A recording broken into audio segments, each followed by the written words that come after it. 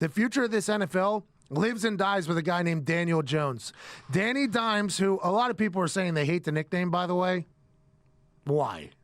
Why? It's a great nickname. It's a great nickname. I think it all started in the studio next to us when Schrager, who's a good guy, was like, all right, I'm out on the name Danny Dimes.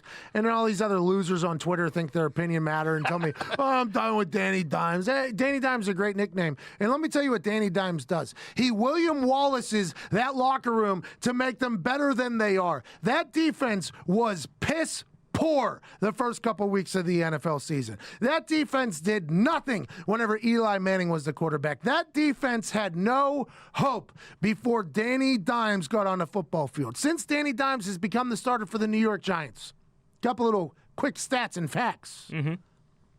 The opposing team's QBR has dropped 50%. It's a pretty big drop. Than when Eli Manning was playing quarterback. Do you know how many turnovers they produced whenever Eli Manning was playing quarterback this year?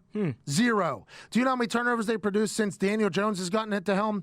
5. That entire team inside the locker room has been lifted by the old Duke face, Danny Dimes. And that's something that can go beyond numbers, can go beyond stats, can go beyond the 40, even though he is an athlete and he can throw the ball well. That is something that lifts an entire organization whenever you go to work every morning and you think, we got a guy.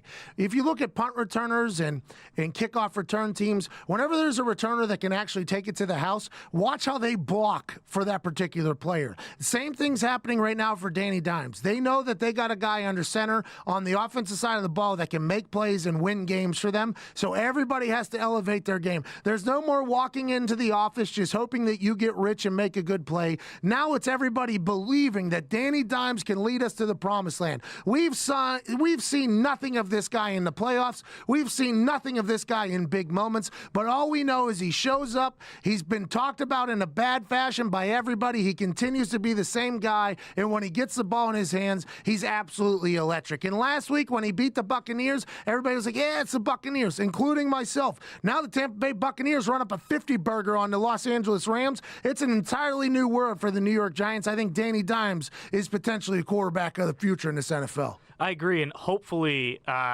his likeness to William Wallace stops at his motivational tactics, because William Wallace was publicly executed at the end of Braveheart. Well, Daniel Jones was publicly executed the day after he was drafted. That's true. I think everybody could say that. He's back from the dead, walking out of the cave like Jesus. He's been leading the New York Giants in fantastic fashion. Now, granted, they beat the Washington Redskins, which might be the most dysfunctional football team in the history of football teams. Dwayne Haskins hates the coaches hate him. The front office wants Dwayne Haskins, nobody else does. And his body language is a little slouchy, it's a little tiresome, but I'd be the same way if I knew all the coaches were against me. I don't know how they leak information from the coaches. Like, they're leaking information to the media. Like, hey, if you want to talk about it, you didn't hear this from me, but we hate Dwayne Haskins. That was all Dan Snyder in the front office. Are you sure you want me to leak that? Yeah, just you didn't hear it from me. Okay, source.